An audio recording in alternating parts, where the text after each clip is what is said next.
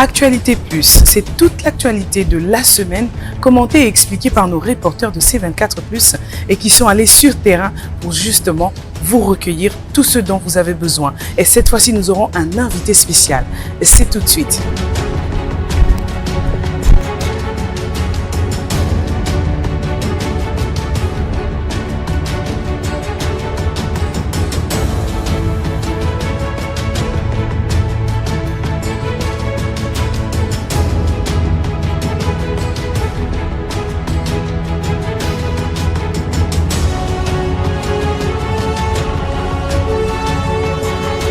Mesdames et messieurs, bienvenue dans Actualité Plus.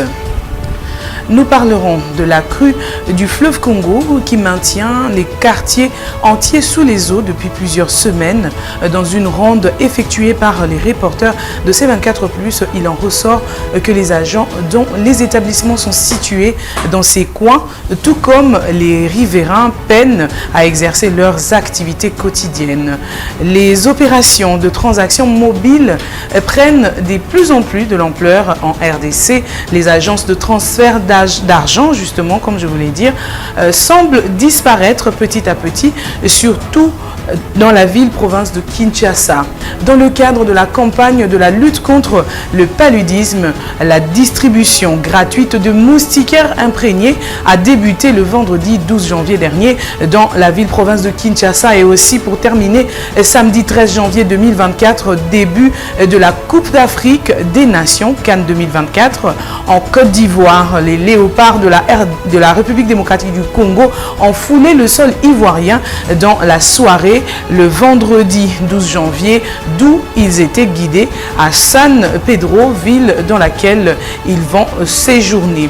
Et aussi le bouquet pour la fin, c'est après examen de 2 requêtes introduites entre autres par Théodore Ngoï, candidat à la présidentielle du scrutin combiné du 20 décembre dernier, en contestation des résultats provisoires publiés par la CENI le 31 décembre 2023. La Cour constitutionnelle s'est prononcée mardi 9 janvier après examen sur les 2 requêtes en contestation des résultats provisoires publiés par la Commission électorale nationale indépendante CENI le 31 décembre dernier, et a jugé celle de Théodore Ngoï recevable mais non fondée, et celle du nommé David Mbala irrecevable. La Haute Cour a par la même occasion confirmé la réélection de Félix Antoine Tshisekedi, vainqueur de la présidentielle du 20 décembre 2023. Voici les titres qui vont nous accompagner pour ce moment où nous allons justement scruter l'information et les analyser.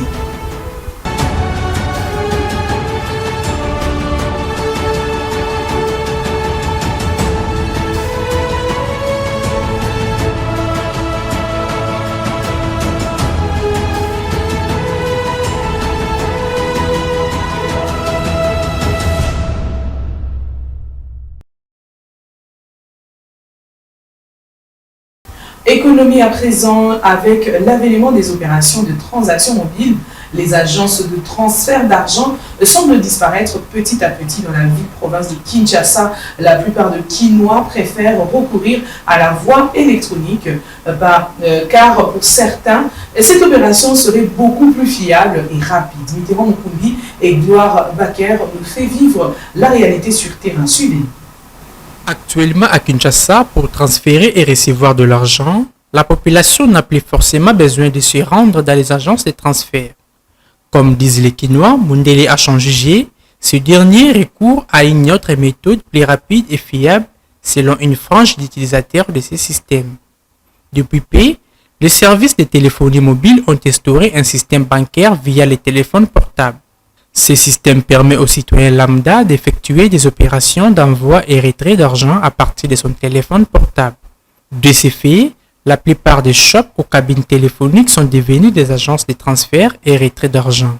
Cette pratique est un allègement des choses et doit être maintenue, a expliqué un utilisateur. Pour moi, c'est une évolution par rapport à avant, parce qu'aujourd'hui, si on vous envoie de l'argent facilement, vous pouvez aller prendre ça, même au niveau des... Partout où vous vous retrouvez, vous allez retirer ton argent il n'y a pas un inconvénient sur ça. C'est très rapide que par rapport à l'emploi, parce qu'on peut t'envoyer l'argent aujourd'hui à cette heure même. Vous pouvez aller rapidement, les retirer ton argent, il n'y a pas un problème. Mais avant, lorsqu'on vous envoie de l'argent, vous allez récupérer ça avec beaucoup de difficultés. D'autres, par contre, estiment que cette pratique n'est pas assez sécurisée car ils sont souvent victimes d'arnaques. Si on a une agence, ceux qui osent la moto assir parce qu'il faut qu'on ait confiance dans la moto. On a des problèmes qu'on a la confiance, qu'on a la sire dans la moto, aux autres dans l'agence. Ceux qui ont la confiance, on a la confiance, on a trop sire dans la moto à sérieux. On continue avec toute sécurité pour le coma. Un peu ça, ils ont bien, ils ont m'abêté. Mais il y a des escrocs qui ont multiplié les efforts en minute. Notons que ce système de transaction a pris de l'ascendance en Kinshasa en particulier et en République démocratique du Congo en général depuis une dizaine d'années. L'utilisation est estimée à 90% de la population au niveau national. Je me retrouve avec Basile Mouya et Mitterrand Mukumbi. Bonjour à vous. Bonjour madame. Bonjour madame, bonjour chers confrères. Alors Mitterrand, raconte-nous un peu la situation que tu as rencontrée justement en réalisant ces reportages. Oui, c'était un constat parce que nous sommes journalistes et nous travaillons pour le public. Et évidemment, c'était des inquiétudes et puis, je peux dire, le public aussi nous a intéressés par rapport à cela. Ils avaient constaté qu'aujourd'hui, vous sillonnez à Kinshasa, tout comme RDC en général, les choses sont un peu simplifiées comme avant. Avant, on recourait dans des agences de transfert pour envoyer et recevoir l'argent. Mais aujourd'hui, ces agences semblent être un peu disparues. Faute, bon, je dirais pas faute, suite à l'avènement des opérations via traduction, la technologie, oui. Les gens préfèrent la voie virtuelle que archaïque comme avant. Mais cela a aussi des effets positifs, mais tout comme aussi négatifs sur la société, également sur l'économie, je pourrais aussi dire. Parce que ça profite d'abord à ceux qui bénéficient actuellement. Ce sont les opérateurs de téléphonie mobile. Aujourd'hui, ils sont bénéficiaires de cela. Ils sont venus pour implanter la communication en mode cellulaire. Mais, comment on dit ? Ils ont ravi le marché. Ils ont ravi, voilà. Ils ont aujourd'hui rempli le marché à d'autres évidemment, oui. Maintenant, de l'autre côté, cela a causé du tort parce que ça crée, je peux dire, ça a causé du chômage. Parce qu'il y avait des personnels. Il y avait des personnes qui possédaient des agences de transfert. Oui, les personnes qui travaillaient.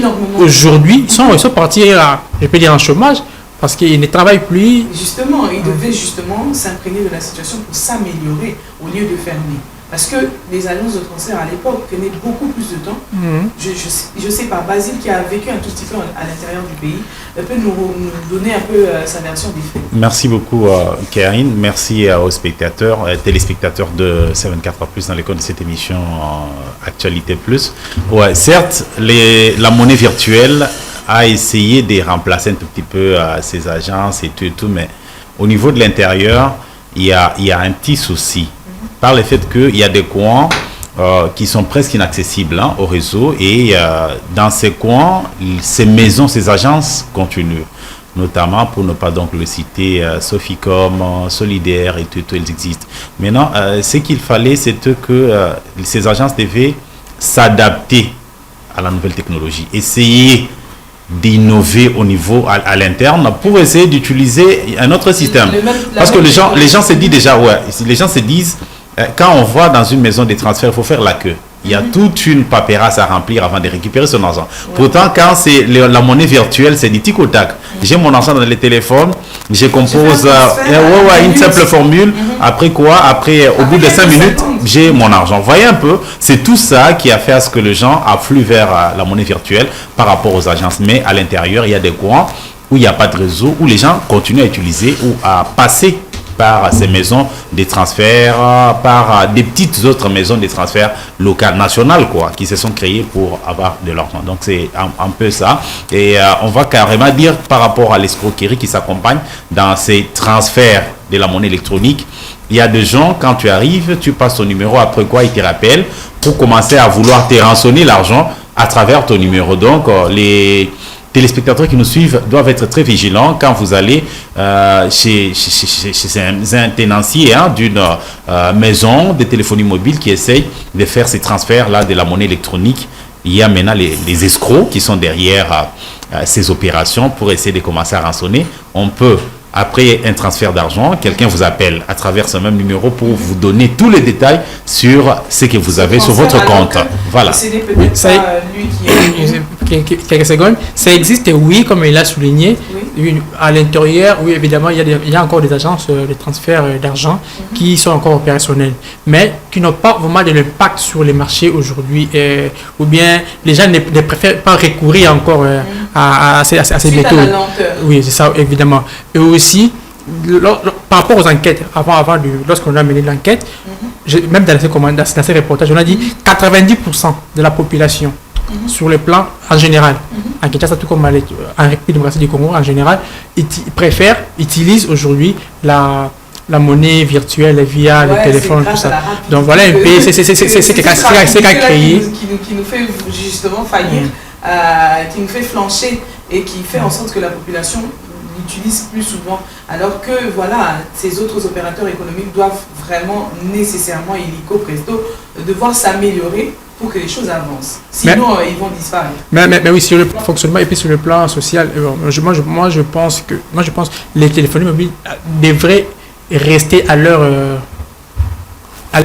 appel, bien à leur objectif, c'était nous instaurer juste la communication. Mais par contre, aller encore dans d'autres secteurs, c'est là aussi à créer. Justement, les avis sont partagés. Oui, tout à fait. À ce point-là, les services, c'est un business. Quand quelqu'un amène un business, il peut multiplier les services au sein de son business pour se faire de l'argent. C'est ça. Mais moi, je voudrais rebondir sur un fait. Quand vous parlez de 90% de la population qui préfèrent, qui font recours au transfert de la monnaie virtuelle, moi je vous dis qu'il faut vraiment une étude minutieuse là-dessus, parce que je veux vous confirmer que même avec l'argent virtuel, il y a des limites. Il y a des limites, c'est-à-dire tu peux avoir 1 million qu'on t'envoie sur le compte, mais tu peux faire des rondes pour avoir cet argent. Non, pour le retrait. Ça pose un problème avec la téléphonie, mais pourtant, avec les agences de transfert, 10 millions de francs congolais, on t'envoie, tu peux carrément récupérer après avoir rempli les formalités requises pour le retrait d'argent. Donc, d'opérateurs économiques entre les deux, il y a toujours une limite quelque part. Tout à fait. Alors moi, mon conseil, c'était qu'au niveau des maisons de transfert, il fallait qu'on s'adapte à la nouvelle technologie, essayer d'inclure cette nouvelle donne pour essayer de s'adapter à la réalité actuelle. Voilà. Merci beaucoup Basile, nous continuons dans l'actualité. Sans plus tarder, nous allons faire un bond sur la santé dans le cadre de la campagne de lutte contre le paludisme. Le ministère de la Santé, en partenariat avec l'organisation non gouvernementale de santé rurale, sans rue en sigle, avait procédé à la distribution gratuite des moustiquaires imprégnés d'insecticides le vendredi 12 janvier dans la ville-province de Kinshasa. Ceci est un commentaire de Dorcas Makangou et on se retrouve juste après. La République démocratique du Congo a prévu d'organiser un cycle complet de distribution de moustiquaires imprégnés dans toutes les 26 provinces. Ceci pendant la campagne de la lutte contre le paludisme. Cette campagne a commencé le 1er janvier 2021 et prendra fin en décembre 2024. Elle s'est faite en partenariat avec l'ONG Sans Rue sous la coordination du Programme national de lutte contre le paludisme qui assure l'appui logistique et communicationnel nécessaire à la réalisation de cette campagne. La cellule d'appui et de gestion financière du ministère de la Santé s'occupe de l'aspect régalien de la campagne. Cette campagne a pour objectif d'atteindre 100% des ménages lors du dénombrement et de la distribution des macarons dans les provinces ciblées, distribuer les moustiquaires à 100% des ménages dénombrés, amener au moins 90% de la population à acquérir des connaissances sur le paludisme et enfin d'obtenir une utilisation de moustiquaires conforme aux directives par au moins 80% de la population. Pour le déroulement de cette campagne à Kinshasa, il sera judicieux que la population soit sensibilisée. Par ailleurs, l'Organisation mondiale de la santé a statué que 2 millions de personnes restent encore privées de services dont elles ont besoin pour prévenir, détecter et traiter le paludisme. De retour sur le plateau, très chers téléspectateurs, nous venons de suivre là un commentaire de Dorcas Makangou. Nous allons sans plus tarder pouvoir passer au commentaire avec Basile Mouya et Mitterrand Nkombi qui sont sur le plateau. Mitterrand, que penses-tu de cet élément sur la distribution de moustiquaires imprégnés? Oui, premièrement, d'abord, je salue cette initiative de la distribution des moustiquaires. C'est apporter, comment on dit, c'est venir en aide de la population et compatir, soit avoir des soucis de son peuple. Là, c'est ce que j'allais dire. C'est une bonne initiative avec la Sanrou qui, en partenariat avec le ministère de la Santé, qui travaille là-dessus. Mais la chose étonnante, bon, c'est par rapport à l'utilisation et puis les fonctionnements des personnels qui travaillent sur la chose pour les bénéfices de la population. Moi, je pense que c'est là que je vois pas bien, mais je vois pas clair. C'est un don gratuit. Bon, on ne sait pas d'où ça provient, la provenance, on ne sait pas qui finance, mais sinon, tout ce que nous savons, c'est un don gratuit. Et la population ne bénéficie pas de ces dons comme il faut. Pendant que le paquet envoyé, bien mis pour la population, c'est au-delà, même le nombre de la population. Mais la population qui bénéficie de ces dons est minime. Et aussi, c'est devenu un business pour les personnels qui travaillent là-dessus et aussi le don et aussi ceux qui distribuent voire même les bénéficiaires. Okay. Nous les bénéficiaires, nous avons déjà reçu, nous avons perçu 2 ou 3 moustiquaires dans une maison, mais on cherche encore à voir au-delà. Et puis c'est gardé à la commercialiser cela. Alors Basile, de ton côté, c'est quoi l'étude que tu as faite? Oui, merci bien Karine. Le constat pour ce qui concerne la distribution de moustiquaires imprégnés d'insecticides, c'est vraiment un constat amer. Parce que dans la plupart des cas, nous tombons sur des cas de dérapage du genre, d'abord en amont au niveau de mobilisateurs communautaires qui vont pour sensibiliser la population sur la prochaine distribution, parce qu'on doit d'abord sensibiliser la population, après quoi il y a une équipe qui descend pour essayer de répertorier dans la cartographie pour avoir l'effectif global, l'effectif net de ménage. Voilà, on fait du de porte à porte pour essayer de demander ici, dans ce ménage, nous avons combien de personnes. Au moins, après ces passages-là, pour répertorier les personnes dans ce ménage, il y a maintenant la distribution proprement dite. Comme ça a été fait, ça a commencé depuis hier. Mais maintenant, il y a une chose. Déjà, quand on passe dans ce ménage-là, pour un ménage, par exemple, où il y a 10 personnes, on devait remettre, je ne sais pas moi, une moustiquaire pour 2 personnes, parce qu'on estime qu'un lit, c'est peut-être pour 2 personnes. Mais vous verrez qu'on peut donner 3-4 moustiquaires dans un ménage comme ça. Ça, c'est un fait. Ou alors, on peut donner un surplus dans un ménage où il y a moins de gens. Vous voyez, et tout ça, c'est manque à gagner sur l'opération. Parce que nous ne devons pas oublier que, Mitterrand l'a dit, c'est un don, mais c'est un partenaire avec d'autres pays. Nous nous endettons. L'Organisation mondiale de la santé. Justement, nous nous endettons. Ce sont des dettes également. Alors, la santé rurale, Sanru, qui travaille dans ces domaines depuis des années, devait essayer d'échanger les fusils d'épaule. Vous ne pouviez pas faire la même chose et s'attendre à d'autres résultats. L'opération, c'est presque tout le fois, mais nous avons le même dérapage. Les moustiquaires, nous avons toujours le même problème en santé sur la malaria. Nous vivons dans la capitale Kinshasa. Ici, Karine, Mitterrand, vous êtes comme moi, vous êtes témoin, il fait extrêmement chaud. Beaucoup de ménages ne veulent pas utiliser la moustiquaire, tout simplement parce que en plus de la chaleur qu'on a déjà, si on veut utiliser la moustiquaire imprégnée, ça n'ira pas. On ne pourra pas passer nuit sous une moustiquaire. Pourtant, les moustiquaires, on doit se les dire en passant. Pourquoi on nous remet ces moustiquaires? C'est parce qu'il y a un taux élevé de mortalité liée au paludisme. Alors, pour prévenir ces cas de mortalité liés au paludisme, on nous remet ces moustiquaires. C'est vraiment une méthode préventive. On essaie de prévenir les taux élevés des cas de malaria dans nos milieux respectifs. Mais les ménages ne veulent pas en utiliser. Ou alors, on reçoit le moustiquaire pour aller faire avec la pêche, l'utiliser comme les filets. On a aussi entendu des choses du genre... Il paraît-il que, voilà, on dit que c'est imprégné d'insecticides. Il paraît que l'insecticide représente du poison pour tuer la population. Pas du tout, mais... justement, on n'arrive pas à comprendre... Avant l'usage, il faut exposer ça à 24 heures. Comme il se doit. Pourquoi la population va encore stigmatiser ces moustiquaires qui viennent en aide pour leur santé. Ça aussi, c'est un problème. Bon, le problème, c'est le message. Hein? Comme on le dit en français, comprendre, c'est comprendre autrement. Oui, si le message n'est pas vraiment bien assimilé, carrément, vous pouvez passer dans la distribution, on s'est dit, oui, nous prenons. C'est un don. On nous remet gratuitement, je prends, après on revend. Et dans la plupart des cas, vous voyez, passer dans des pharmacies après cette opération de distribution, vous verrez que là, on en vend. C'est plein dans des pharmacies. Vous vous dites, mais est-ce que ça a été distribué ou être vendu dans des pharmacies ou c'était pour des ménages? Des artères, voilà. Vous voyez un peu? Et également, voilà. Dans ce genre d'endroit. Tout à fait, Karine. Et même dans la lutte anti-érosive, vous verrez, vous trouverez les gens utiliser ce moustiquaire-là pour essayer de bloquer la progression de certaines érosions. Mais oui. Dans certains milieux, oui, avec les mêmes moustiquaires. Alors, le travail doit être fait en amont. C'est ce que j'ai dit. Saint-Rue a fait ce travail, donc, et dans cette opération de distribution des moustiquaires imprégnés d'insecticides depuis des années.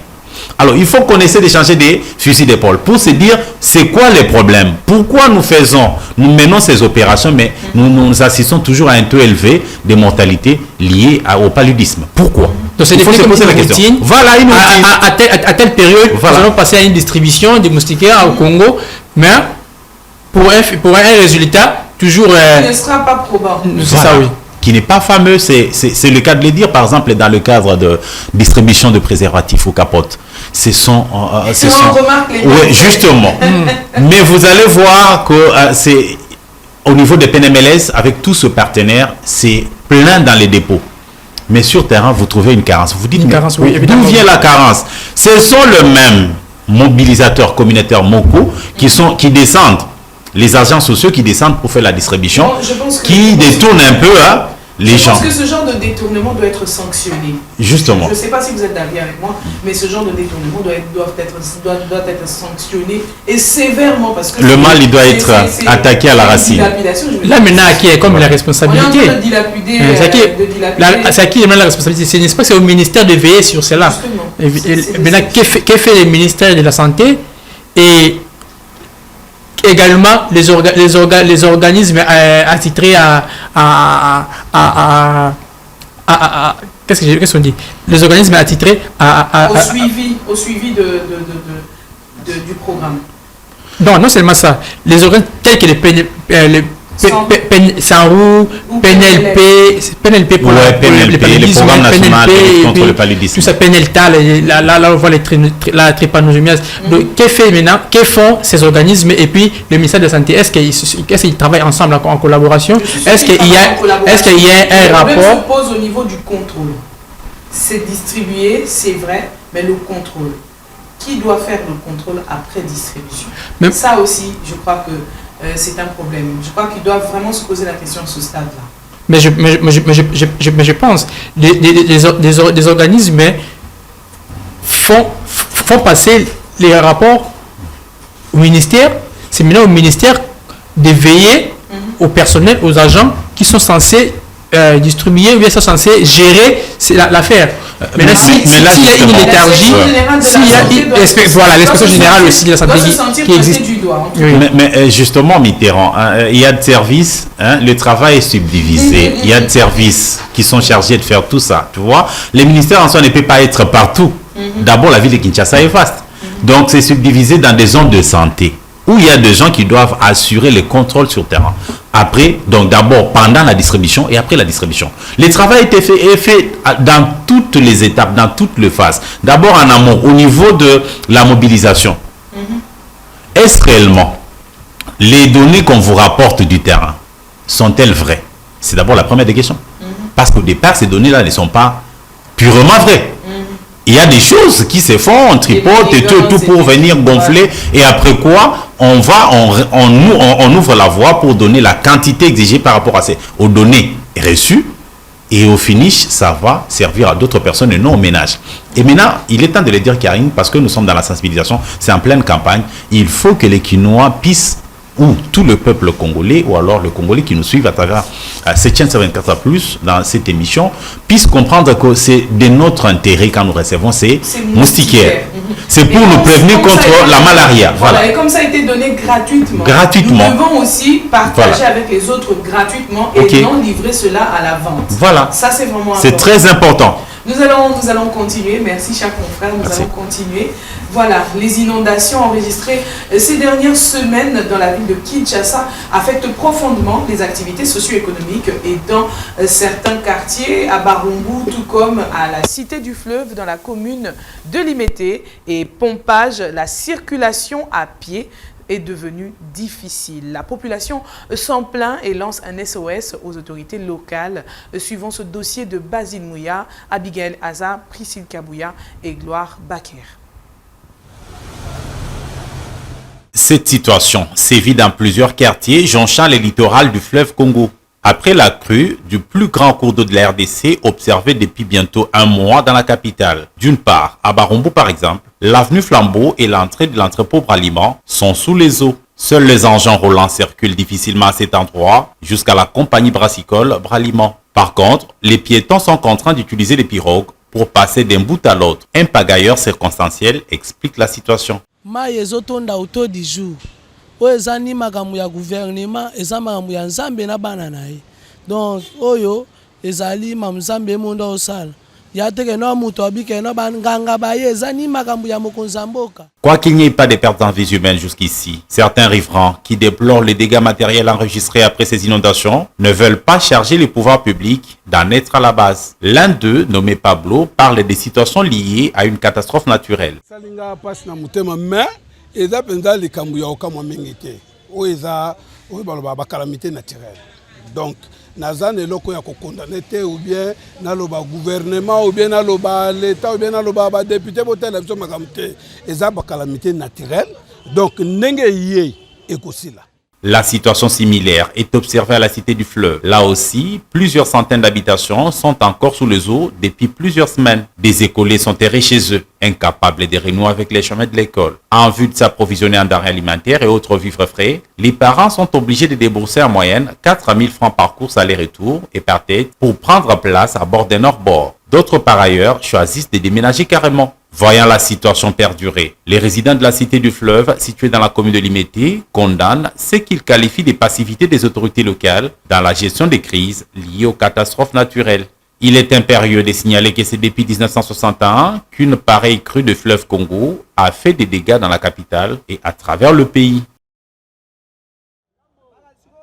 Voilà les scènes qui sont vécues régulièrement à longueur de journée sur l'avenue Carigres, située en diagonale du saut de Mouton Pompage. Juste à côté se trouve le complexe scolaire Osana, également submergé. Pas de rentrée des classes dans cette école suite à cette inondation. Pour passer d'un bout à l'autre, la population habitant Brekin est tenue de décaisser en moyenne 1000 francs congolais par personne pour un aller-retour. Comme on le dit souvent, le malheur des uns fait le bonheur des autres. Un groupe de jeunes s'amasse de l'argent dans la traversée en pirogue, un business payant pour eux. Par traversée, une dizaine de personnes embarquent dans une pirogue en payant au pagailleur 500 francs par tête pour un aller simple. Sur place, les habitants se disent ne pas avoir un autre choix que celui d'utiliser les pirogues pour passer d'une rive à l'autre en allant vers Brekin ou saut de Mouton Pompage. Certains riverains ont témoigné la baisse progressive du niveau d'eau, car le pont est en train de revenir peu à peu en surface. Pendant ce temps, les occupants des maisons environnantes sont encore chez eux, faute d'un autre toit d'accueil. Toutefois, ils redoutent le pourrissement de la situation une fois la tombée d'une nouvelle pluie. Il est pertinent de noter qu'à l'instar des autres quartiers touchés dans la capitale par ces inondations historiques à RDC, le quartier Pompage est sous les eaux suite aux fortes pluies et à la crue du fleuve Congo.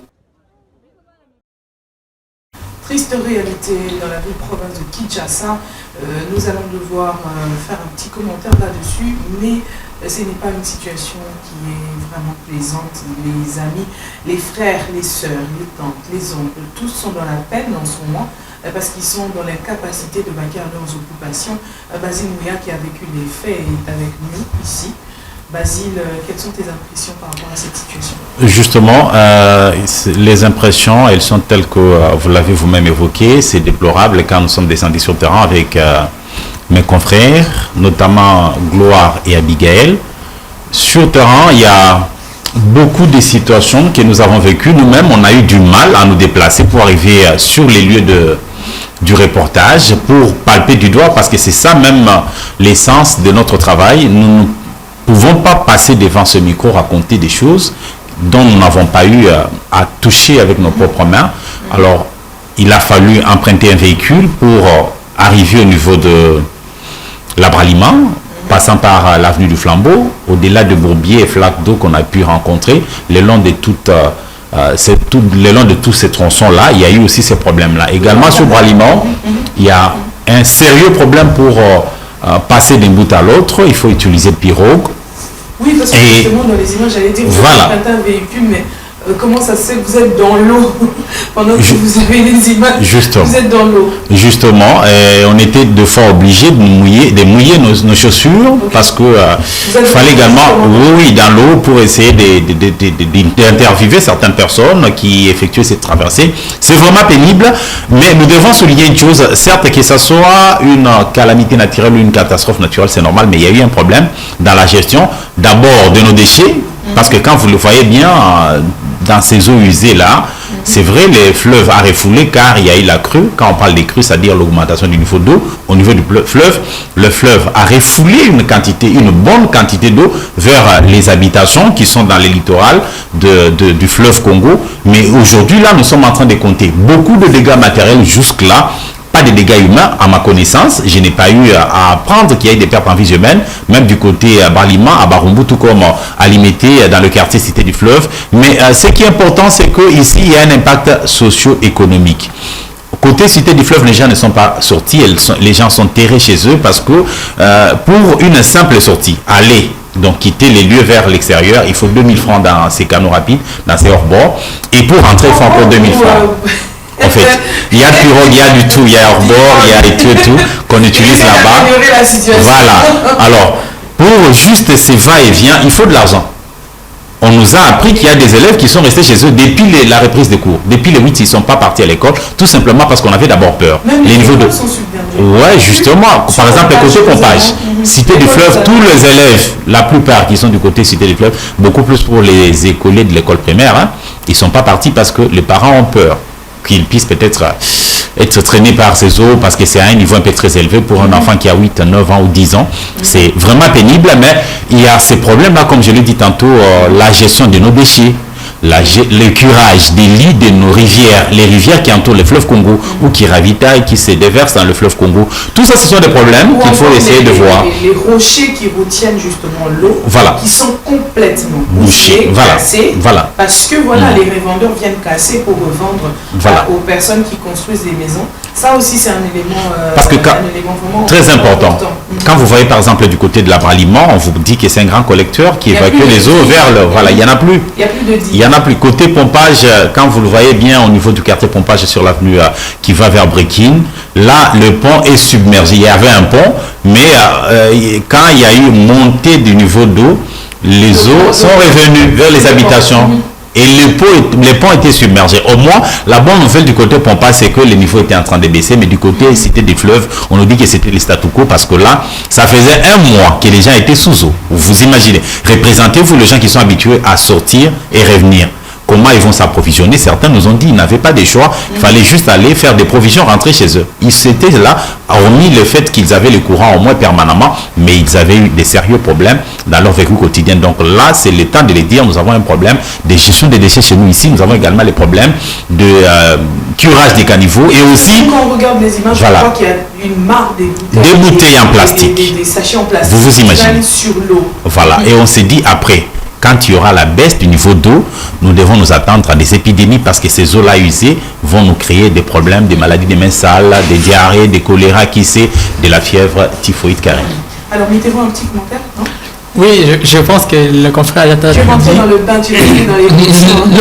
D'abord, lorsque vous avez posé la question, comment vous avez fait pour prendre les images, les journalistes, je sais qu'on nous a pris un reportage, je sais que juste a vécu, a touché, a palpé. Donc, ils étaient censés être dans l'eau.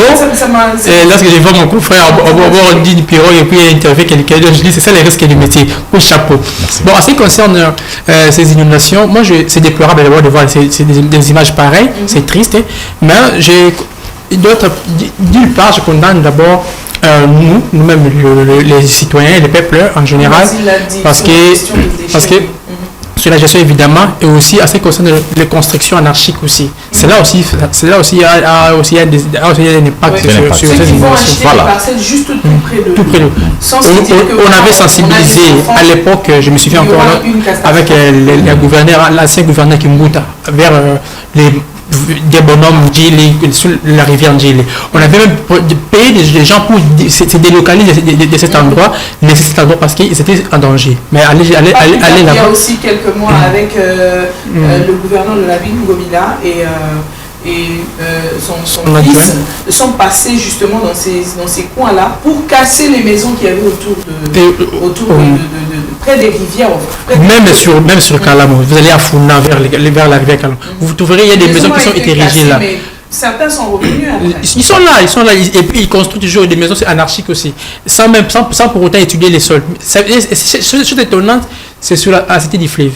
La cité du Fleuve, lorsque je vois une cité moderne, mais submergée dans l'eau, et je me demande, l'architecte, est-ce qu'ils ont fait appel à un géologue pour étudier d'abord les sols avant de les construire? La montée de l'eau, on n'y peut rien. Mais c'est ça, c'est là aussi quand les géologues étaient censés étudier les sols aussi pour dire non, ici, avec le temps, les années à l'avenir, voilà, les fleuves à côté, vous serez face à un danger. Donc, est-ce qu'il n'a pas eu soin de faire tout cela? Je ne sais pas. Ça aussi, ça compte. Et aussi au niveau de l'État. L'État, tout ce qui le plaît, c'est percevoir. Il fait que percevoir. Mais justement, au niveau de ces services des affaires foncières, le cadastre et tout, le ministère de l'urbanisme et habitat, c'est l'État de les dire. Parce que nous devons on doit réglementer les choses dans ce secteur. Oui. Parce que qui octroie les titres des propriétés? C'est l'État congolais. Tous ces gens-là, ils ont acquis ces titres de propriété en bonne et due forme. Oui, c'est ça. Mais après, lorsqu'ils seront en danger, ils veulent les acquérir, non, libérer les liens, dégager, aller ailleurs. Même si aujourd'hui, nous avons un ministère aide humanitaire, de solidarité nationale et humanitaire. Ils peuvent venir en aide. Est-ce qu'ils seront soulagés? On peut remettre une enveloppe de 10 000 $ à chacun. Est-ce qu'ils seront soulagés? Ça va aider. Ça va faire quoi? Donc, c'est à nous aussi de prendre conscience. Nous sommes aussi interpellés à cela. Pour savoir où construire, où acheter, où habiter. Ce n'est pas tout Kinshasa qui est habitable. Nous allons toujours dans le vif du sujet, nous allons aussi parler de la gestion de crise, comment l'État doit gérer la crise. Tout à fait. Parce que, bon, c'est vrai, ils sont déjà submergés par l'eau. Ils ne savent pas où dormir, où mettre la tête. Mais bon, comment l'État fait pour gérer cette crise? Vous avez une petite idée? Oui, justement. Oui, Karine, sans peut-être vous voler la parole, comme je puis le dire, nous avons eu cette inquiétude au niveau de la cité du fleuve. Les amis ont dit, ça fait 1 mois, nous n'avons vu aucune autorité passer, tout simplement même en termes de consolation. Parce que la compassion, elle peut réconforter quelqu'un. Quand on est compatif vis-à-vis de quelqu'un, ça réconforte. Mais aucune autorité n'est passée, selon ses habitants. Ça, j'ai mis encore des réserves. Mais quand on parle de gestion de crise, mais Karine, moi, j'aimerais d'abord parler des préventions en amont. Est-ce qu'il y a eu des alertes? Parce que nous avons des services. Nous avons des services. D'un côté, quand on peut parler de météo, on peut dire, non, voilà, pendant le mois de janvier, on aura des fortes précipitations. Mais ça, ce n'est pas dû aux fortes précipitations. Tout le monde est la crue, voilà. Tout le monde, oui, certes, mais ces services-là doivent fonctionner. Ils fonctionnent à du jour le jour. Ils sont là, en fait, H24. Est-ce que ces services-là sont vraiment réglementés? Est-ce qu'ils existent? Est-ce qu'ils font vraiment leur travail? Est-ce qu'ils sont payés? Ça aussi. Moi, je me dis, non seulement on peut parler de l'existence de ces services, ni des paiements de ces services, parce que la motivation, elle peut être là, mais est-ce que ces services sont équipés? Là aussi, c'est une question. Quand on descend, par exemple, dans différents aéroports à travers le pays, vous allez pleurer. Quand on vous pointe que là, c'est les services de météo, vous dites, mais avec des instruments archaïques, au 21e siècle, on utilise nous encore ça. C'est déplorable. Parce que ces services-là doivent faire un travail en amont, alerter, comme ça se fait avec les volcans à l'est du pays. On lance l'alerte. Et là, la population qui est alertée prend des précautions, soit de quitter l'endroit bien avant que cela n'arrive. Vous voyez, c'est soulager tant soit peu quand même ces gens-là qui peuvent être frappés par une catastrophe naturelle. Nous devons rappeler ici, c'est le temps de le dire, que ça ne s'est pas passé seulement ici chez nous au Congo et à Kinshasa, au Congo d'enfance, à Brazza. C'est le même cas en France, pour ceux qui voient la télé, à Paris. Mais même, il y a certaines villes de la France qui ont été frappées par les inondations. Donc, le niveau d'eau, ce n'est pas seulement le fleuve Congo, c'est les océans qui ont également connu cette crue et qui ont eu a ravagé les milliers d'habitations qui étaient à sec. Vous voyez un peu. Mais maintenant, chez nous, ce que nous décrivons, c'est que la gestion, elle laisse à désirer, la gestion des crises, parce que les gens sont là. Un mois durant, aucune autorité n'est passée pour voir qu'est-ce qui se passe à la Cité du Fleuve. Ça, c'est déplorable, Karine. Alors, quelle solution maintenant là? Quelle solution? Vous donnez quoi comme solution en ce moment? Qu'est-ce que l'État doit faire pour se rattraper justement? Parce qu'il a déjà failli. Il n'est pas allé consoler ces personnes, il n'est pas allé voir ces personnes, il n'a pas prévenu, il n'a pas lancé des alertes. Alors, comment il peut se rattraper en ce moment? Pour se rattraper, Mitterrand l'a bien souligné dans ses mots de tout à l'heure.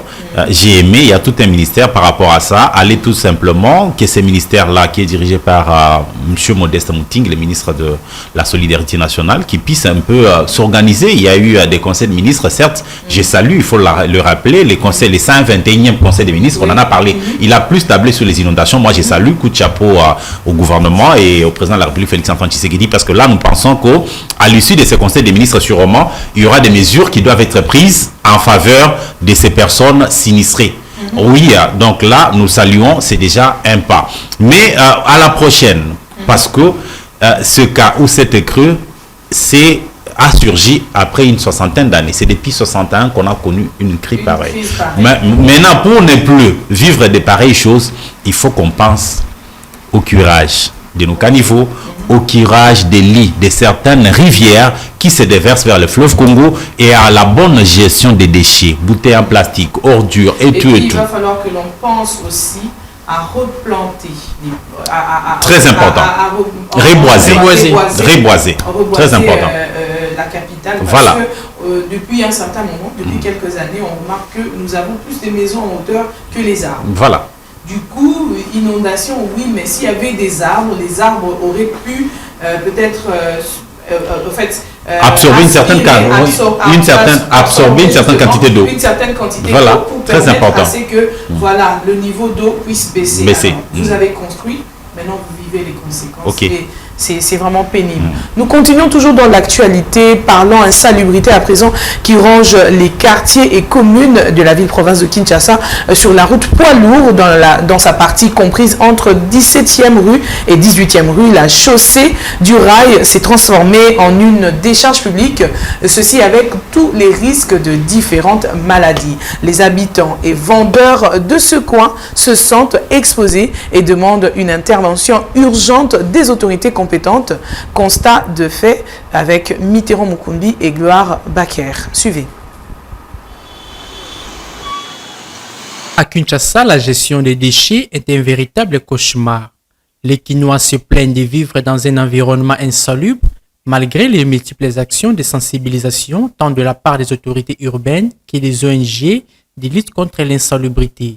Sur la route poids lourd à 17e rue limitée qui s'est transformée en un dépotoir d'immondices qui produisent par conséquent des odeurs nauséabondes capables de transmettre des maladies classées de mains sales, chose que déplorent les habitants et différents passants. En tout cas, Kinshasa vraiment esili kobeba mais ngana lobi boye ya tour oyo omoni mboko biso monde batoto ko bongisa yango eza na moto ko bongisela biso ti. Donc président mokonzi ya mboka azwa décision pouvoir à tour oyo bapesi ete biso ne batoto voter ye donane biso to tiene esika tour musala asembola ne musala kala ezalaka to no bengo kin propre mais lelo tala ekomi kin poubelle. Ça c'est comme partout au Kenya, bah chasser, bah makasa, au juste tosé batté, bah foulou, partout donc bah tu vois comment bella, bah maladie comme belé, épidémie, belé la katamboka. D'autres par ailleurs accusent l'inefficacité de l'ONATRA qui est censé bien gérer et contrôler cette voie. Pour le mono salité, la majorité da bat Thompson, ici, dans oza limité da boulevard munene mais bat comme ya te ka salité na bango nyonso. Babouaka quand on a foulou. Et tout fait biso comme moi tout ça attend musala ezate et pour te dans limité là et là communément quoi ya bato maele ya bato propre métal la boue vraiment. Donc côté on se commune en ONG. Bato liboso za na onatra balandelaka. Nzela na bango bien te. Bato liboso vraiment za onatra. Bande bato bazwa bambonga ba mamo batekaka. O babouaka saleté abako benga na bango te. Le gouvernement provincial de Kinshasa, en collaboration avec l'hôtel de ville, sont appelés à mettre en place une stratégie environnementale de lutte contre l'insalubrité et suivre à la loupe l'opération proprement dite effectuée sur terrain. Dossier à suivre. Du 7e rue sur l'avenue Poilour, dans la commune de Limité, il s'est formé un trou qui date plus de 2 mois sous un lourd silence des autorités locales et des entreprises ayant en charge la construction et réhabilitation des voiries. D'après les témoignages recueillis sur les lieux, ces trous et les retombées des travaux exercés autrefois par l'Office de voirie et drainage.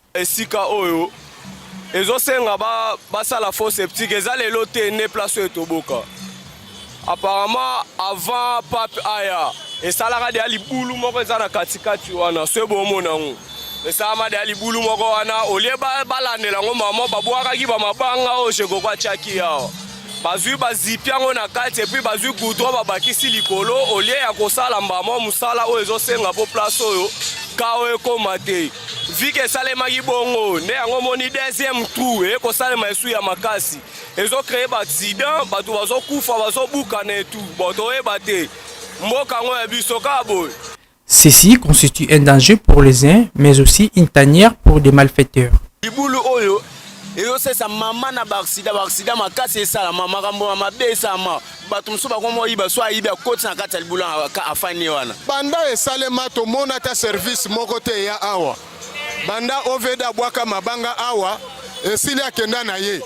Mais awa batu bazo sala baksida ba misusu babukani ba makolo awa misusu ba perdre ba vie na bango awa. Vraiment tozo senga na gouvernement aya ko bongisa nzelo yo sinote e kozala malamu te. Po eza ligne mo quand même eza principal pona ba mituka ba compagnie et puis pe eza route moko président le kakapa mapamba. Ces trous entraînent des conséquences néfastes, entre autres des embouteillages monstres, empêchant la fluidité du trafic sur ces tronçons. Rappelons que c'est depuis le 14 octobre 2021 que le Premier ministre Samalou Koundé avait lancé l'opération Kin Zero Trou, une opération qui consistait à illuminer tous les trous dans les artères principales et secondaires de la ville-province de Kinshasa. Mais 2 ans après, que plusieurs trous sont encore visibles et rendant la circulation très difficile dans la ville-province de Kinshasa. Et voilà, très chers téléspectateurs, nous sommes de retour sur ce plateau. Mitterrand Mukumbi, c'est toi qui as pu réaliser justement sous la direction de la rédaction de C24 plus cet élément. Alors, un petit mot.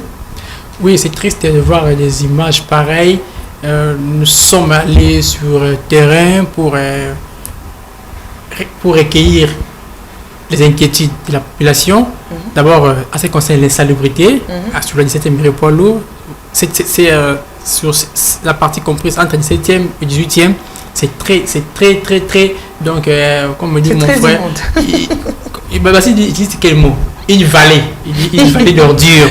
Donc, c'est déplorable. Et puis, ce qui m'étonne, c'est la population qui habite et qui jette de ces côtés-là. Et ce sont eux qui se plaignent encore. Et aussi, c'est la partie de l'ONATRA, comme a souligné un des témoins qui était sur place, nous dit l'ONATRA parce qu'il va récolter les 5, il peut percevoir 500 000 francs aux vendeuses qui vendent le rail. Donc c'est vraiment triste. Avec notre pays, comme on dit, les beaux pays, qui est la belle, aujourd'hui, c'est partout lorsque nous passons, nous trouvons des immondices, de la saleté, nulle part où vous pouvez aller vivre dans un endroit sain. Ça n'existe plus aujourd'hui. C'est presque toute la capitale. Jusqu'à Gombe. Ça existe. Même dans Gombe, on voit la saleté. C'est difficile. Et à ce qui concerne ces trous, les trous par rapport sur la route Poilour, on nous apprend, non papa, ça fait pratiquement déjà 2 mois que ces trous existaient. Oui, on en avait attendu une fois, mais dans l'idée que c'était déjà résolu. Mais on était étonnés de constater que ça continue toujours à demeurer, à rester sans pour autant penser comment trouver une issue. Dans les dires de la population, à ce qu'ils disent, il y avait un premier trou qu'on a bouché, mais qui n'avait pas été bien bouché. Un deuxième s'est formé. Ça a été fait de manière pour la venue du pape, que le pape passe aisément. Ah bon? Juste lorsque le pape est reparti à Rome, voilà les retombées. Et puis, ce qui est étonnant, c'est quoi? Il y a même sur la route Polo, il y a même des sociétés qui ont la charge des constructions de routes et des voiries urbaines, le VD, l'office de route. Ces sociétés existent, sont là, sur la route Polo. Et ils voient cela. Et il y a même les vice-gouverneurs de la ville qui habitent ces côtés de Kingaboua. Et même madame la bourgmestre de Limité qui est là. Alors on se demande, est-ce qu'ils le voient ou ils ne le voient pas? Bien, ils attendent que le pire n'arrive pour passer à l'action. Donc c'est vraiment ça. Bon, comme certains disent, parce que est-ce que c'est ça l'idée? Comme nous aussi, on peut aussi concevoir cette idée, comme disent les Quinois, ou bien l'État jusque-là, le gouvernement n'a pas encore le gouvernement provincial n'a pas encore déboursé l'argent pour que cela soit réparé. Et il faut se demander aussi s'il est au courant. C'est ça aussi. Est-ce qu'il est au courant? On demande s'il est au courant. Lorsqu'on dit, ma papa, ça m'a dit, peut-être le fait que tu aies réalisé l'émission va lui permettre de regarder la télé, de savoir qu'il y a un trou et qu'il faut. Mais lorsqu'on lui dit, papa, ma banque, j'ai coco, et si le problème est résolu, est-ce qu'il savait qu'il y a un deuxième trou? Mais c'est ça le problème. Est-ce qu'il a pensé faire le suivi?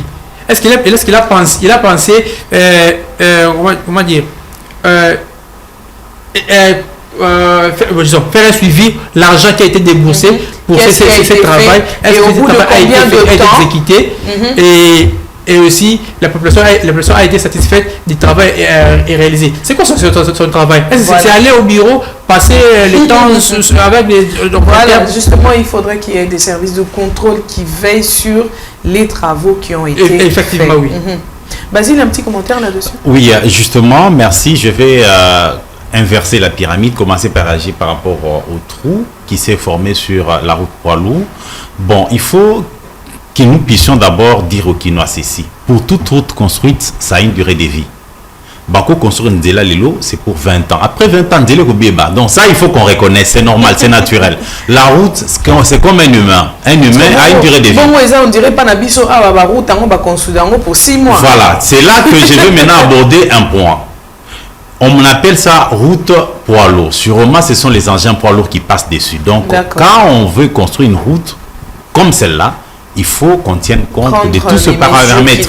Et quand vous parlez d'une agence ou d'un service attitré pour le contrôle des travaux, il y a l'agence congolaise de grands travaux, ACGT, qui est chargée de ces contrôles-là. D'abord, pendant que les travaux sont en train d'être faits, la CGT est là, ou même l'Office des routes, ou même l'OVD, ils sont là, ce sont des services attitrés de l'État pour le contrôle, en pleine exécution des travaux. Donc je ne crois pas qu'on attende qu'à la fin, qu'il y ait ce qui va y avoir là-bas et tout. Maintenant, moi, ma question pour le moment, c'est que comment ces trous-là s'est formé? Qu'est-ce qui est à la base? Vous voyez? Est-ce les engins qui font des trafics ou c'est quoi? Il y a autre chose, parce que déjà quand il y a des morts comme ça doit alerter les autorités pour qu'il y ait des solutions, qu'on ne doit pas attendre qu'ils aient la monnaie pour balayer bon, comme on le dit. Non, il faut déjà qu'on puisse avoir un esprit anticipatif avant que ça ne puisse arriver, qu'on puisse en arriver là, qu'on puisse déjà résoudre le problème en amont, soit prévoir d'autres routes secondaires, parce que avec ce qu'il y a comme trou, ça crée des embouteillages monstres et maintenant ça influe sur les trafics routiers, ce qui n'est pas bon, parce que là, les engins qui font qui effectuent la circulation, ce sont des engins des entreprises, des sociétés, qui doivent gagner en temps aussi. Mais quand ils mettent autant de temps pour la livraison, pour le transport de ceci, de cela, ça influe déjà sur notre économie. On ne doit pas vouloir faire monter notre économie si nous ne résolvons pas certains problèmes à la base. Il faut dire que ces engins-là payent la taxe. Justement, donc, et toutes ces entreprises-là. Ils payent la taxe. Voilà, on ne circule pas dans les pays comme ça. On ne va pas dire qu'on n'a pas les moyens pour pouvoir... À ce qui concerne l'insalubrité, Karine, parce que nous l'avons vu, coup de chapeau à mon confrère, parce que là, c'est encore un constat amer pour Kinshasa. Mais moi, je vais aborder ces points en deux phases. La première phase, c'est que qui sont producteurs de ces déchets? L'État congolais? Non. Nous, Quinois, sommes producteurs de ces déchets. Ouais. Maintenant, comment nous gérons nos déchets? À nous d'abord. Enlevons les bouteilles plastiques parce que moi-même j'ai du mal quand vous trouvez quelqu'un qui achète une bouteille, il consomme, il finit. Il jette les yeux partout sans voir la poubelle publique. Il jette tout. Partout, il faut jeter. Vous voyez, c'est là que la responsabilité de l'État intervient. La ville-province de Kinshasa, on ne doit pas se voiler la face, elle a failli vraiment à 100% en ce qui concerne la gestion des déchets. Il n'y a pas de poubelles publiques. Plusieurs fois, j'en suis victime. Vous consommez de l'eau. Il fait chaud à Kinshasa, mais vous ne savez pas où jeter la bouteille. On est quand même instruits, nous journalistes, on est instruits. J'ai pu me dire, je ne peux pas jeter la bouteille n'importe où. Mais vous allez faire 1 km, 2 km sans voir une poubelle publique. Et j'ai fait quoi? Comme Tikino, je jette partout, je vais jeter. Vous voyez? Et c'est là maintenant la responsabilité de l'État congolais. Tu devrais plutôt garder ça dans ton gilet. Comme mais ça, pour aller jeter où? Tu vas jeter quand tu vas revenir à la Chez moi à la maison? Ou à quel niveau? Vous voyez? Voilà, donc il fallait vraiment qu'on puisse voir et revoir les choses à ce niveau-là. La gestion des déchets pose énormément de problèmes. Comme l'a dit Michel Mitterrand dans son reportage, il n'y a aucun coin de Kinshasa où on peut passer sans voir un tas de poubelles, un tas d'ordures. Une vallée du monde. Une vallée, une montagne et tout. Et c'est déplorable pour la capitale comme celle-ci. Et entre-temps, une capitale qui est en train de monter en densité de la population. Donc, on aura à compter des conteneurs d'ordures sans bonne gestion. Ça sera catastrophique. Il rajoute des conteneurs et des conteneurs d'ordures. Merci beaucoup, Basile. Nous allons sans plus tarder faire un tour en sport. Samedi 13 janvier 2024, début de la Coupe d'Afrique des Nations Cannes 2024 en Côte d'Ivoire. Les léopards de la République démocratique du Congo ont foulé le sol ivoirien dans la soirée de vendredi 12 janvier, d'où ils étaient guidés à San Pedro, ville dans laquelle ils vont séjourner. Voilà, partenariat signé entre l'AS Vita Club et l'entreprise turque Milvest, ceci dans le but de construire un stade propre au Bana Vea. Voilà, sans plus tarder, Billy Kabidi sur ce plateau. Voilà, merci Karim pour la parole, aussi merci aux téléspectateurs qui nous regardent maintenant. Les sports ou l'actualité sportive de cette semaine est dominée par d'abord la CAN en Côte d'Ivoire, mais aussi le partenariat du Vita Club et l'entreprise turque Milvest pour la construction d'un stade pour Vita Club. Alors, nous allons suivre cet élément, très chers téléspectateurs, de Billy Kabidi et nous nous retrouvons juste après. Après la nomination par suffrage d'Amadou Djabi comme coordonnateur de l'AS Vita Club et Abdeslam Ouadou comme nouvel entraîneur, un accord a été signé entre l'entreprise turque Milvest et l'AS Vita Club dans le but de construire un stade pour le Banavea. Vita Club Arena, c'est le nom du stade de 20 clubs qui sera construit par les Turcs. Ce nouveau projet sportif du club vert et noir de Kinshasa comprend aussi la construction d'un centre de formation ainsi que la mise en place des structures solides et d'un modèle économique en vue d'un retour gagnant sur la scène africaine. Mais aussi la CAN Côte d'Ivoire 2024. Les léopards de la République démocratique du Congo ont foulé les sols ivoiriens dans la soirée d'hier, vendredi 12 janvier 2024, et habillés en pagne, tel que recommandé cette fois-ci par la CAN, comme nous l'avons vu avec d'autres équipes qui viennent aussi en tenue, dite tenue nationale. Les léopards ont foulé les sols ivoiriens à San Pedro où ils seront logés pour la suite de leur match avec d'autres équipes également. Mais aussi la cérémonie d'ouverture de la CAN qui aura lieu aujourd'hui 13 janvier. Hormis la cérémonie d'ouverture et les scénarios qui auront lieu au stade Alassane Ouattara d'Abidjan, les matchs tant attendus pour lancer la 34e édition de la Coupe d'Afrique des Nations et celui qui oppose la Côte d'Ivoire de Jean-Louis Gazette, pays hôte, 50e au classement selon la FIFA, 8e en Afrique devant la Guinée-Bissau, 103e au monde et 31e en Afrique contre le Guinée. Cet après-midi, ça sera le match d'ouverture pour la CAN Côte d'Ivoire 2024. Car c'est l'essentiel de l'actualité. Merci beaucoup à toi, Billy. Nous allons pouvoir continuer dans Actualité Plus. Cette fois, ce sera le cadeau de la fin avec la politique. J'aurai sur ce plateau Henri Guindou et Michel Chiyoyo.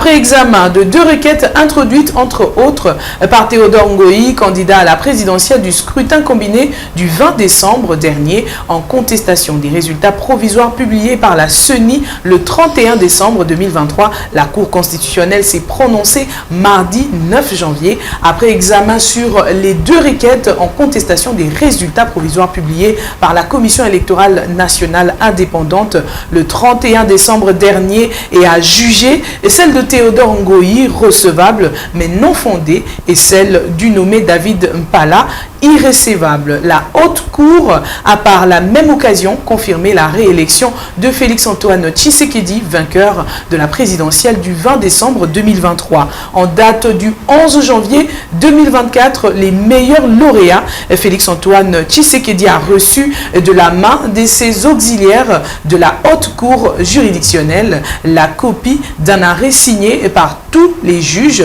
de la Cour constitutionnelle. Les détails dans cet élément suivi. 48 heures après la proclamation des résultats définitifs de l'élection présidentielle du 20 décembre 2023, la Cour constitutionnelle, à travers son greffe, est venue notifier le gagnant parmi les 26 prétendants à la magistrature suprême. Comme tout élève brillant, les meilleurs lauréats a reçu demain des auxiliaires de la haute juridiction la copie de l'arrêt 0016 du 9 janvier 2024, signé par tous les juges de la Cour constitutionnelle. De sa propre main, le président de la République, Félix-Antoine Tshisekedi Tshilombo, a accusé réception du précieux sésame qui lui permet de remplir pour les 5 prochaines années. Témoin de cette brève cérémonie administrative aux côtés du directeur de cabinet, Maître Jacquemain Chabani s'est félicité de l'aboutissement heureux de cette procédure. Aujourd'hui, la Cour, à travers son greffe, a signifié aux vainqueurs des élections présidentielle organisée le 20 décembre, l'arrêt qui proclame définitivement M. Félix-Antoine Tshisekedi vainqueur des élections présidentielles. Donc c'est toute la symbolique et c'est pratiquement le dernier acte avant la prestation de serment qui aura lieu en principe le 20 décembre. Toute la procédure légale ayant été respectée, le président de la République, Félix-Antoine Tshisekedi Tshilombo, s'apprête à prêter serment devant la Cour constitutionnelle le 20 janvier courant, en présence de plusieurs chefs d'État et de gouvernement et de plus de 80 000 Congolais réunis au stade des martyrs de Kinshasa. Je ne suis plus seul. Sur ce plateau, vous venez de suivre cet élément. Je serai avec Henri Nguindou et Michel Chioyo qui vont devoir commenter sur cet élément que vous venez de suivre, mesdames et messieurs. Voilà. Sans plus tarder, la parole à vous, messieurs. Monsieur Chioyi, on commence par vous. Nous venons de suivre cet élément de la décision de la Cour constitutionnelle et puis la remise justement du document officiel du candidat Félix-Antoine Tshisekedi. Quel est votre sentiment justement face à ça? En premier lieu, on doit saluer d'abord le travail abattu par la Cour constitutionnelle. Là, nous voyons avec son président Dieudonné Kamuleta, que je salue en passant, et aussi tous les juges qui ont fait un travail de temps lors de l'audience de la requête introduite par M. Ngoï et les consorts. Le ministère public était clair. Il faut qu'on commence maintenant à mettre ça dans la tête de tous nos politiciens au jour d'aujourd'hui pour savoir pourquoi on doit saisir les causes des tribunaux. Quels sont les éléments constitutifs d'une requête ou d'un dossier qu'on doit amener devant les cours des tribunaux. Voilà ce qui était un peu, ce qui n'était pas le cas dans des requêtes introduites par M. Ngoï et consorts. Il contestait, il disait qu'on doit annuler les élections. Lui-même n'était pas sûr parce que lui-même avait 40 000 voix sur 18 millions des électeurs qui sont allés à ce scrutin combiné. Alors, quand tu amènes devant les causes des tribunaux une requête pareille, tu dois savoir, moi je n'avais pas 40 000 voix, je devais avoir 40 millions par exemple, et voilà des preuves du fait que la CENI m'a pas donné mes 4 millions de voix, il m'a donné que mes 4 000 ici, j'ai des preuves. Les preuves sont seulement que des PV. des bureaux de vote. Il devrait présenter ces PV-là à la Cour constitutionnelle. Et là, on devrait donner raison. Vous avez vu quand le ministère public a défilé devant la barre pour demander aux avocats et lui-même, le requérant, de prouver, de donner des preuves, de donner des sous-bassements pour qu'on puisse annuler ce scrutin. Il n'a pas su démontrer devant la Cour. Et là, c'était une difficulté énorme. Raison pour laquelle on devrait toujours le recevoir. Quand on dit il est introduit, on dit bon, c'est recevable, mais non fondé du fait qu'il n'y a pas eu de sous-bassement.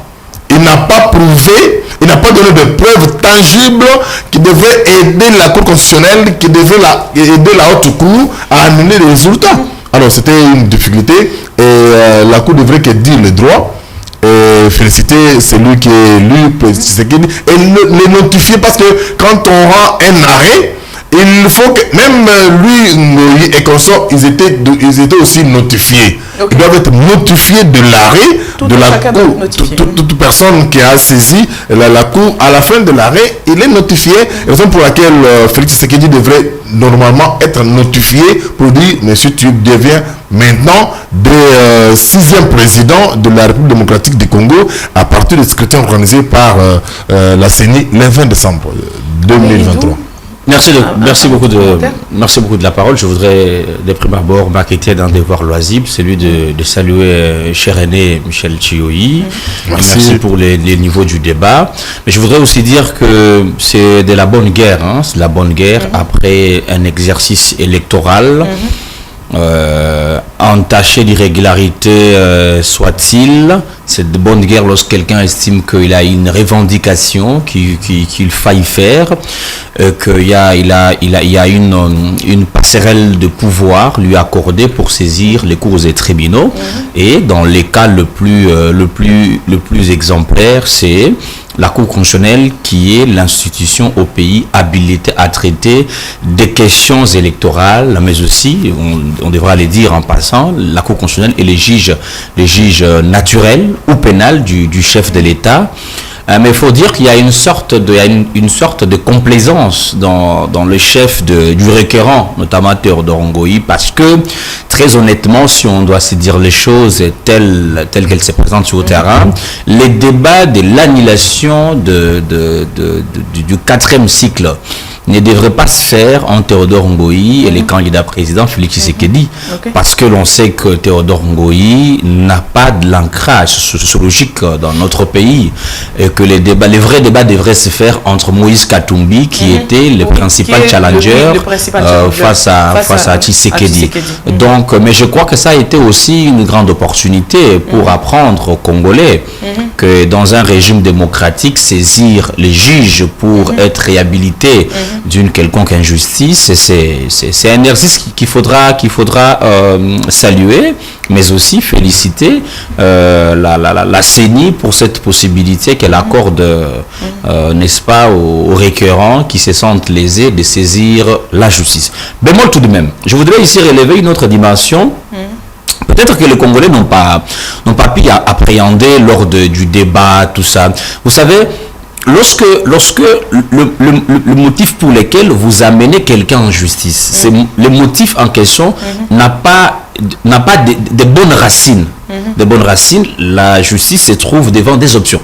Soit vous ouvrez une brèche, vous donnez raison, ou soit vous dire que vous n'avez pas raison. C'est comme ça que, parce que le droit de saisir la justice est garanti dans notre pays, dans notre constitution. C'est comme ça qu'on dit que la requête de Théodore Ngoï est recevable, mais non fondée. Mais quand on interroge, n'est-ce pas, les motifs fondamentaux de sa requête, c'est comme ça qu'on il venait de le dire. Il veut de le relever. Tout à fait. C'est comme ça que nous nous retrouvons dans le même contexte qu'un certain candidat président des pères et de mères qui voulait remettre en cause la congolité de Moïse Katumbi sur une dépêche de TV5 Monde ou de RFI. Parce qu'une information aurait traité cette question, on s'est dit, ce sont des preuves trop légères. Donc c'est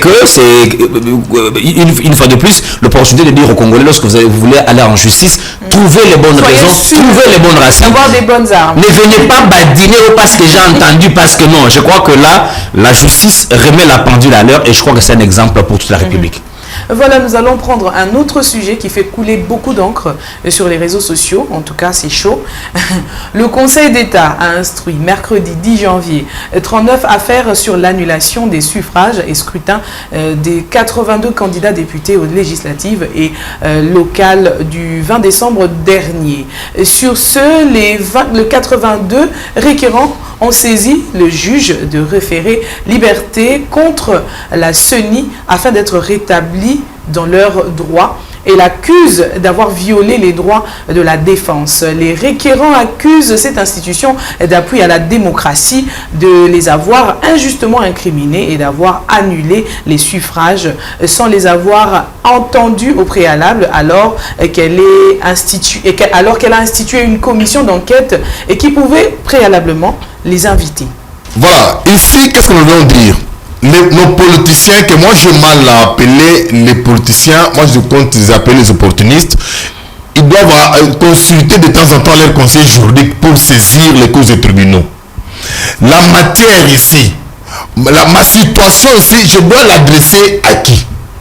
Ce n'est pas comme ça que les griefs pour lesquels on a invalidé ces 82 candidats-là, est-ce que ces griefs relèvent du Conseil d'État? Non! C'est auprès de la Cour de cassation. Ils doivent savoir seulement qu'au lieu de commencer à distraire la population, ils doivent seulement comprendre qu'ici, notre problème, nous sommes justiciables et non pas devant les conseils d'État, mais nous sommes justiciables devant la Cour de cassation. Raison pour laquelle le Conseil d'État s'est déclaré incompétent de siéger. Parce qu'il devrait siéger sur quelle base? Il devrait siéger sur quelle base? La mission qui relève du Conseil d'État, est-ce qu'il donne le pouvoir de siéger sur ces infractions-là? Non! Ce sont des infractions pénales. Fraude, tricherie, trouble de l'ordre public. Est-ce que ça relève du Conseil d'État? Raison pour laquelle, de temps en temps, nos autorités, avant de saisir les causes des tribunaux, ils doivent comprendre, revenir à eux-mêmes, se poser la question, avant d'aller au niveau des causes des tribunaux, est-ce que normalement, nous sommes appelés à aller là-bas? Nous sommes justiciables devant le Conseil d'État pour ne pas distraire la population. Ils ont fait seulement, tout simplement, la distraction pour qu'on comprenne que sont allés aux causes des tribunaux. Non! Merci, M. Thioyi. Henri Guidou, de ton côté, un commentaire là-dessus? Oui, merci, Maman Karine. Permettre le poteau à Lingala. Banaki bayo kangabia parce que émission oyo et balo na makasi ya na Kinshasa na makasi mais mokondima mapana lobana sala moi démonstration moko ya pas de danse ce qui bolingi ko accompagner ngai na kosepela makasi ngobila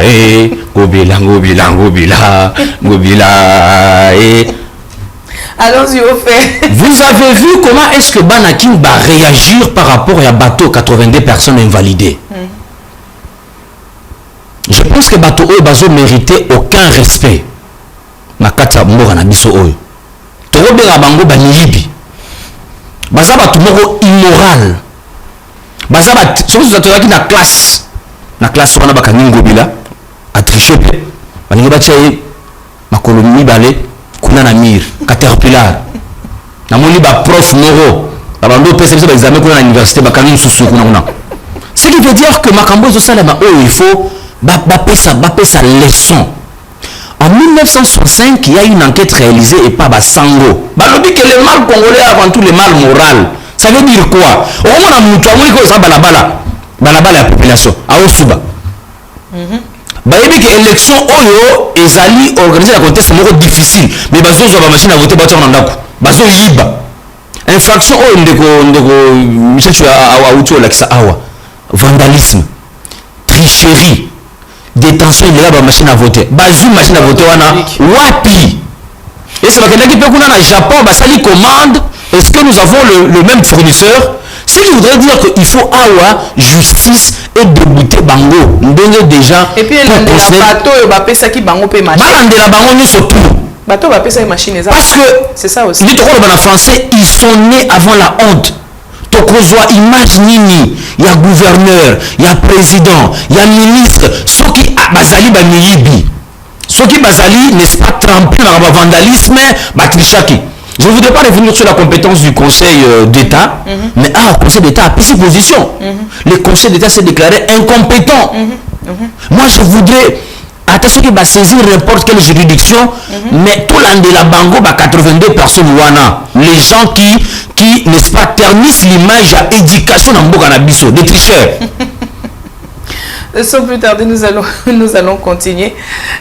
Très chers téléspectateurs, sachez aussi que le bureau de l'Assemblée provinciale de Kinshasa a autorisé le mardi 9 janvier dernier à la Cour de cassation de poursuivre le gouverneur de la capitale de la RDC, Jean-Tini Ngobila.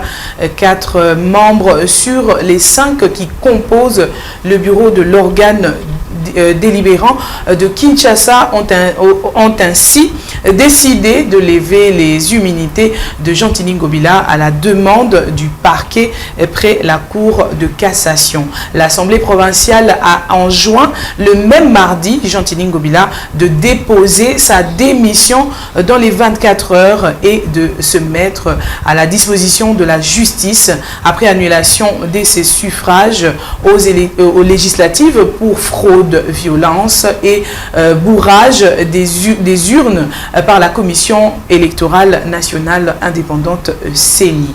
Alors, que pensez-vous de cette situation directement qui vise le gouverneur de la ville? Ici, il y a un problème très grave. Moi, je trouve qu'on précipite les choses.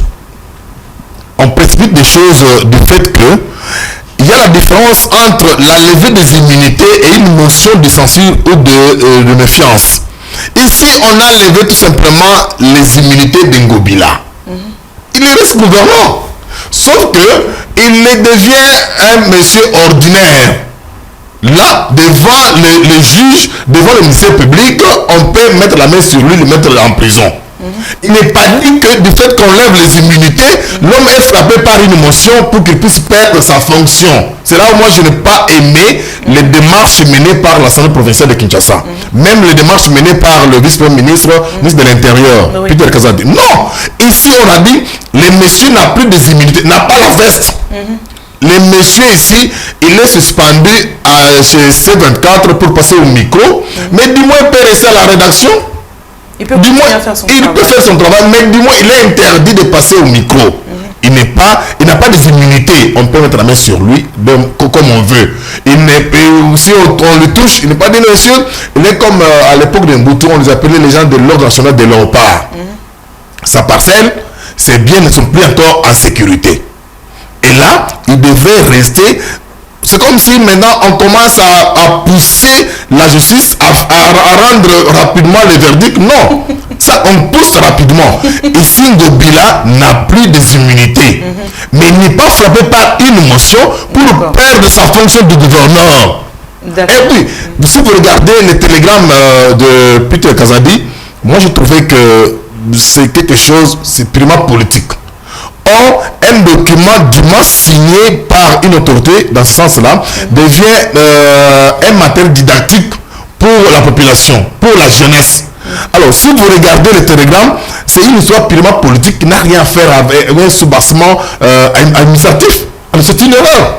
Là, c'est une erreur. Moi, je trouve que c'est une erreur. Parce qu'un jour, si un enfant, un étudiant qui fait ses recherches, il va poser la question, comment un gouverneur peut perdre sa fonction? Vous allez lui dire quoi? Non, quand on lève les immunités, il n'est plus gouverneur? Non. Non, parce qu'il y a un télégramme, il est suspendu du fait que... Est-ce qu'au niveau déjà de la justice, ils étaient déjà invités? Est-ce qu'on a commencé à les verbaliser? Non, pas encore. Mais comment le verbe de l'intérieur peut se précipiter? Ça, moi, je trouve que ce sont des sentiments. C'est là, nos politiques doivent mettre à côté leurs sentiments. Ils doivent travailler sur base des textes, sur des normes. Permettre aux Congolais de comprendre bien la chose. Sinon, on met la population dans une cacophonie, dans une confusion totale. Il faut qu'on reste un peu dans le Très cher Henri, un commentaire là-dessus? Na Monique Likamongo photo sur lango. Sur lango na malembe pour comprendre le langage à juriste. Mais population peut azo mona ndenge azomona émission azomona ndenge nini na plateau oyo toza na porte-parole Ngobila azo défendre donc mama secrétaire nga naloba na sisa maloba na ngai ça va elingo loba ke lorsque gouverneur Ngobila ba longole ba immunité et loko wana ils ont fragilisé fonction na ye tout le monde qui ka longwe na fonction te mama français est très compliqué tout le monde awa exemple ya Matata Mponyo au niveau ya Sénat Tata Mponyo babando senga balongole immunité eza pour anini pour pas poursuivre en justice ce qui d'office fragilise fonction na ya qui sénateur on sait que déjà Ngobila a fait mandat tu as déjà fait mandat élection ça mis en boka et déjà pour éviter que confondre parce que VPM a occupé bateau bana kini ba sepeli makasi photo ba vérité biso toza ba enquêteur ba sepeli makasi ba sepeli to les maquiller déjà parce que makambo Ngobila ça to les maquiller déjà akene kaka na ACP na akene kaka parce que ville ezaka poubelle ville poubelle bana kini ba sepeli bana kini ba sepela ba leli je vais faire des souffrir permettre na ça est-ce que vous voudrez dire ici que Ngobila est sur la chaise éjectable donc il redevient monsieur tout le monde citoyen lambda c'est que ceux qui ont dit que infraction publique vous voyez un peu mais déjà cette situation n'est-ce pas ça fragilise déjà la fonction en tant que gouverneur vous voyez un peu donc ce qui fait en sorte que le VPN intérieur Peter Kazadi a agi en bon citoyen il serait mieux que le vice-gouverneur qui n'est pas mis en accusation vous voyez un peu parce qu'il faut dire que Ngobila fonction c'est fonction honorifique en fait fonction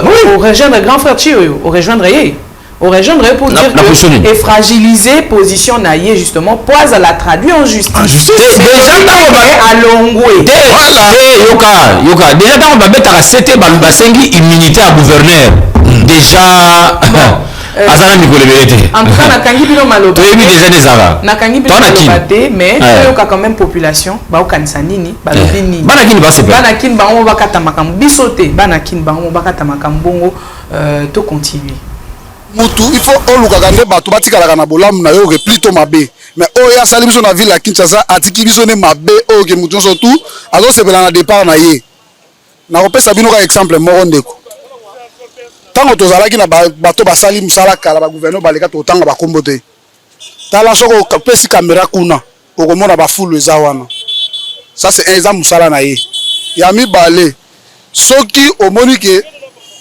bato na Kinshasa awa bazana mwa ba difficulté ebele par rapport ya koteka ba biloko na bango eza par rapport na ye to pese exemple mususu grand marché oyo bazaki projet esalema esila avant mandat oyo akei atiki grand marché na chantier de parti Félix Beto tala bato ba bomola tsana ba gentili wana de longo c'est ici c'est poubelle partout de placement qui tombe à terre ça la commune ta ku commune Gomez commune Odogi on se pela a comment salité là on to akola la potote na poto ko la ebiete bien voilà na campagne na awana na côté selika mais tanis a BBC qui tombe à cancer yo bele kanzela wana liboto service salité zandu salité yebela kene libela dogala para mabe sala mboko yango masumu yango azofuta posa na ngai Gentili Ngobila kende pona libela aya lisusu na Kinshasa ten na ville ya Kinshasa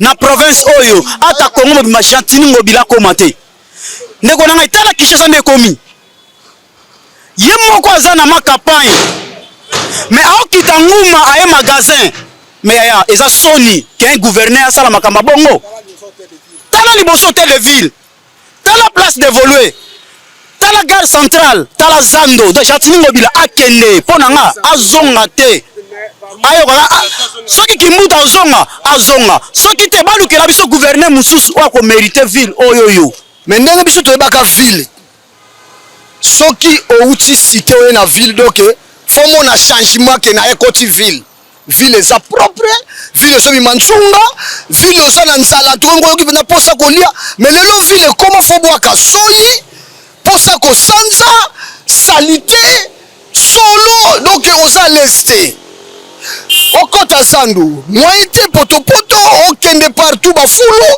tala na gare centrale même awa toza na rond-point Safricas tala nanu fulu ya boye un gouverneur de la ville faut autoriser ville etika la boye bongo bapayo bakoya bakoloba nini mais mpo na ngai nalobi ne bato te mpo na ngai gentini akende na ye donc président azwa batracteur ata mibale apesaka esa bilanga azonga nanu mboka akevanda.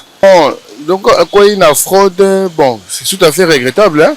Tout d'abord azali autorité munene na kati ya ville province ya Kinshasa azali autorité munene na plus gouverneur donc esalaki mwa pasi koyoka ke non gouverneur pas à se mêler na makambo wana ya bafaude banini donc tout ça esalaki vraiment pasi et c'est vraiment regret munene. Non mais bien sûr j'ai réfléchi parce que en fait bon quelque part azana mbabe kango azana na présomption d'innocence bien sûr mais ceux qui mutoza azana mbeba moko bazo reprocher tout à fait normal, il faut qu'il y ait une justice à répondre à acte ils a apporté contre eux.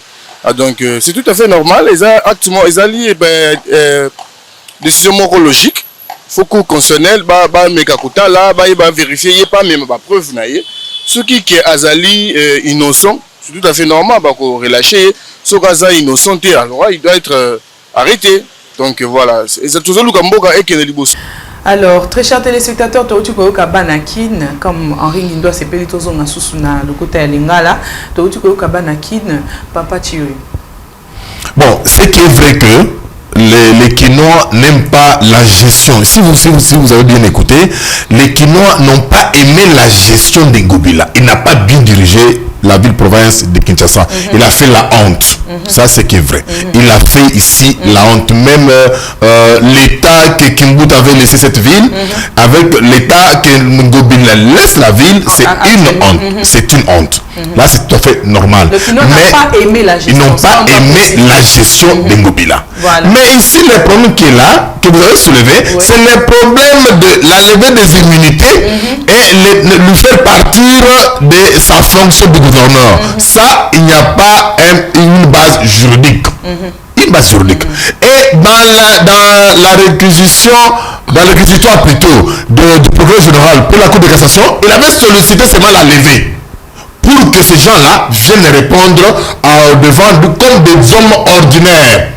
On n'avait pas donné de pouvoir à l'Assemblée provinciale, non, tu dois déposer ta démission. Ce sont les Quinois qui demandent qu'ils partent. Oh oui, mais ils doivent. On parle de gestion, mais on parle de gestion. Ils demandent ça à qui? Ils ne sont pas d'accord avec la gestion. Les Quinois ne sont pas d'accord avec la gestion, ça c'est vrai. Mais mon co-débatteur l'a dit ici. Mon co-débatteur l'a dit ici que Ngobila ait fait mandat. Qui demande de penser que d'ici là on va commencer les élections de gouverneur. Du moins, on a déploré sa gestion. Mais par rapport à cas d'espèce, ce n'était pas bon. Même l'Assemblée provinciale, quand elle demandait à gouverner de déposer sa démission, ils l'ont jugé sur base de quoi? Sur base de quel contrôle parlementaire? Ici, il y a des infractions pures et simples, et ça a intéressé le procureur général, il a sollicité. Et là, c'est fini, ils ont fait leur travail, ils ont levé les immunités. L'homme maintenant est à la disposition de la justice comme un homme ordinaire. Et là, c'est fini. On va terminer là. Vous permettre dans 2 temps. Moi, lingala na pe ko bakisa moi français. Ezali koyebisa ba disciple nyonso ya Ngobila ba sepela. Ezama kambo ekomaka. Balobaka lingala tambola na mokili omona makambo. Makambo ekomaka. Bino mo boyoki ba Quinois nde ba sololi nde ba lobby que qui ne comme poubelle. Qui ne comme poubelle. Pas lobby que makambo eza gestion. C'est ça le problème. Te ngana yebiso que bo bazota la biso bayebi na plateau nani aza porte parole Ngobila bayebi. Ngai na okota makambo na parce que non seulement makambo gestion eza mabe mais bana kin ba lobby parce que bien Basololi bisika yo bazawana bazo binangobila ngobila ça m'a bien parce qu'il y a des projets mis en place par le gouverneur de la ville. Non, il y a des projets non